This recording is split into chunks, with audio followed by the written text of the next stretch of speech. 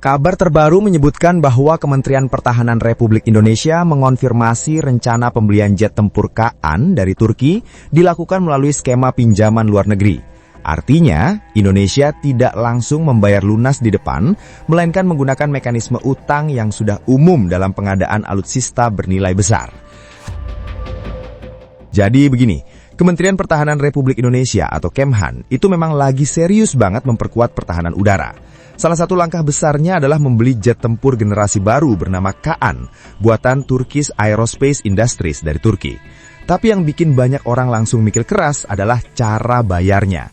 Karena ternyata pembelian ini menggunakan mekanisme yang disebut PLN atau pinjaman luar negeri.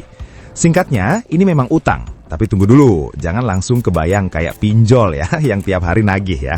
Ini beda kelas, ini level negara, oke. Jadi ceritanya, pemerintah tidak langsung bayar cash di depan.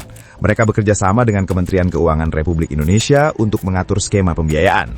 Kenapa? Karena harga satu jet tempur itu bukan main-main. Satu unit saja bisa ratusan juta dolar.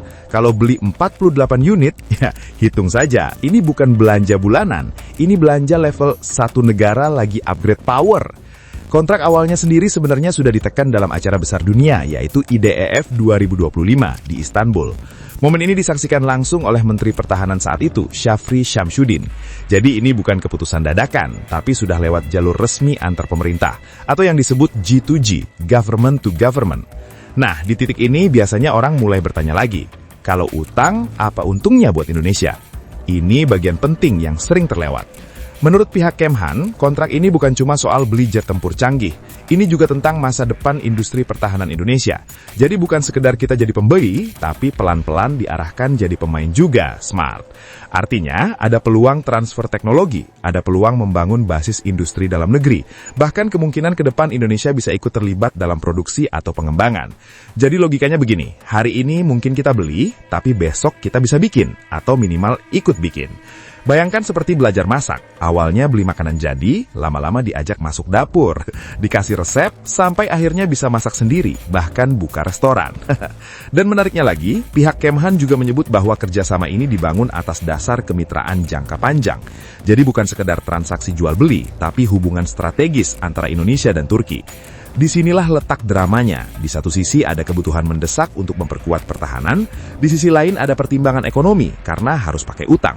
Tapi di tengah-tengah itu ada harapan besar. Indonesia tidak hanya jadi pengguna teknologi, tapi juga berkembang jadi produsen di masa depan.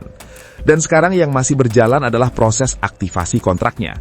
Artinya, meskipun sudah ada kesepakatan dan penandatanganan, implementasinya masih terus disusun, terutama soal pembiayaan lewat mekanisme pinjaman tadi.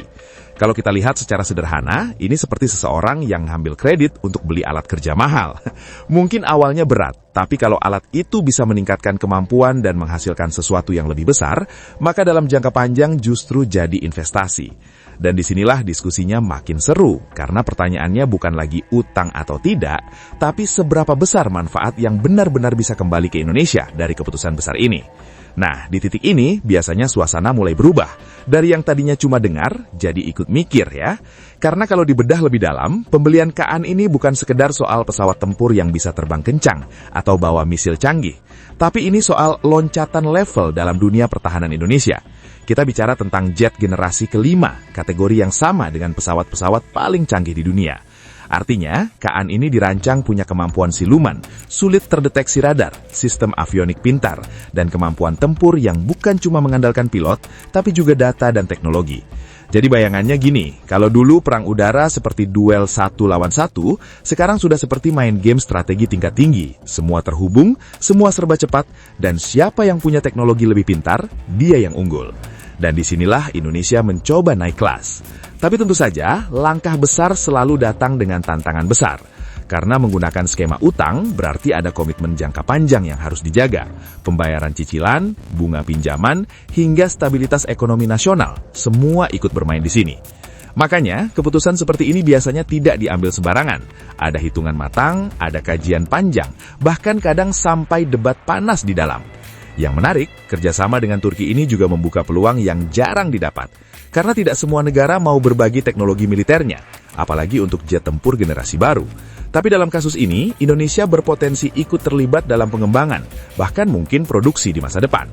Kalau ini benar-benar terjadi, dampaknya bukan cuma ke militer saja, tapi bisa merembet ke industri nasional, membuka lapangan kerja, meningkatkan kemampuan insinyur lokal, bahkan mendorong lahirnya teknologi turunan di sektor lain. Jadi efeknya bisa panjang banget, bukan cuma soal punya jet baru, tapi punya kemampuan baru. Dan di sisi lain, kita juga tidak bisa menutup mata, karena publik pasti akan terus bertanya, apakah investasi sebesar ini benar-benar sebanding dengan manfaatnya? Apakah transfer teknologi benar-benar terjadi atau hanya janji di atas kertas? Dan apakah Indonesia siap mengelola teknologi secanggih itu? Pertanyaan-pertanyaan ini wajar, justru penting agar semua tetap transparan dan terarah. Karena pada akhirnya, yang sedang dibangun ini bukan cuma kekuatan militer, tapi juga kepercayaan publik. Dan sekarang kita berada di fase paling krusial, fase di mana semua rencana mulai diuji. Apakah benar-benar berjalan sesuai harapan, atau justru menghadapi hambatan di lapangan? Dan ketika cerita ini mulai masuk ke fase panas, biasanya yang paling menarik justru bukan lagi soal teknologinya, tapi soal realitas di lapangan. Karena teori selalu terlihat rapi di atas kertas, semua terlihat ideal, semua terasa mungkin, tapi begitu masuk tahap implementasi, disitulah mulai kelihatan mana yang benar-benar siap dan mana yang masih harus dikejar. Misalnya begini, ketika Indonesia nanti benar-benar mulai menerima KAN, tantangannya bukan cuma, wah akhirnya datang juga, tapi langsung berubah jadi siapa yang siap mengoperasikan. Karena jet tempur generasi kelima itu bukan kendaraan biasa, ini bukan seperti beli motor baru terus langsung bisa dipakai keliling kampung. Pilotnya harus dilatih ekstra, teknisinya harus paham sistem super kompleks, dan infrastrukturnya juga harus siap. Dari hanggar, sistem perawatan, sampai jaringan data tempur. Jadi sebenarnya beli pesawatnya itu baru setengah perjalanan sebenarnya. Setengah lagi ada di kesiapan manusia dan sistemnya. Dan ini yang sering tidak terlihat oleh publik. Yang kelihatan cuma jetnya mendarat gagah. Padahal di belakang itu ada proses panjang yang serius banget. Belum lagi soal biaya operasional sebenarnya. Karena setelah dibeli, pesawat ini harus terus dirawat, harus siap tempur setiap saat, dan itu artinya ada biaya yang terus berjalan, bukan cuma sekali bayar lalu selesai.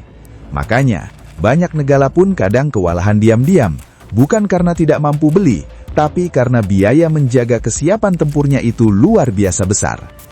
Nah, disinilah pentingnya strategi jangka panjang. Kalau Indonesia benar-benar bisa memanfaatkan kerjasama ini untuk transfer teknologi, maka pelan-pelan ketergantungan bisa dikurangi. Bayangkan, kalau teknisi dalam negeri sudah bisa menangani perawatan sendiri, bahkan bisa produksi beberapa komponen, itu akan memangkas biaya sekaligus meningkatkan kemandirian. Dan kalau sudah sampai tahap itu, ceritanya berubah total. Dari yang awalnya kita beli dari luar, jadi kita mulai berdiri sendiri. Tapi ya tentu saja perjalanan ke sana tidak instan, butuh waktu, butuh konsistensi, dan yang paling penting, butuh komitmen yang tidak goyah meskipun ada tekanan ekonomi atau politik. Karena jujur saja, setiap keputusan besar seperti ini pasti akan selalu diuji, baik dari dalam negeri maupun dari luar. Ada yang mendukung, ada juga yang mengkritik, bahkan ada yang diam tapi mengamati. Dan semua itu sebenarnya bagian dari proses. Karena negara yang sedang naik level memang tidak pernah berjalan di jalan yang sepi. Selalu ada suara, selalu ada dinamika, selalu ada tantangan.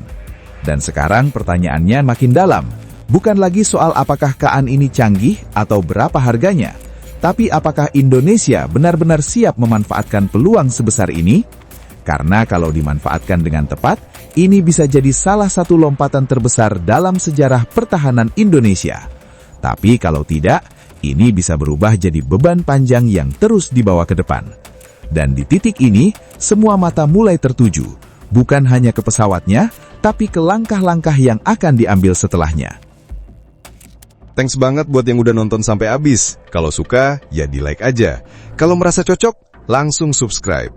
Dan kalau jempol udah gatal pengen ngetik, antem aja tuh kolom komentar. Mau debat? Boleh. Mau bercanda? Gas. Yang penting sopan.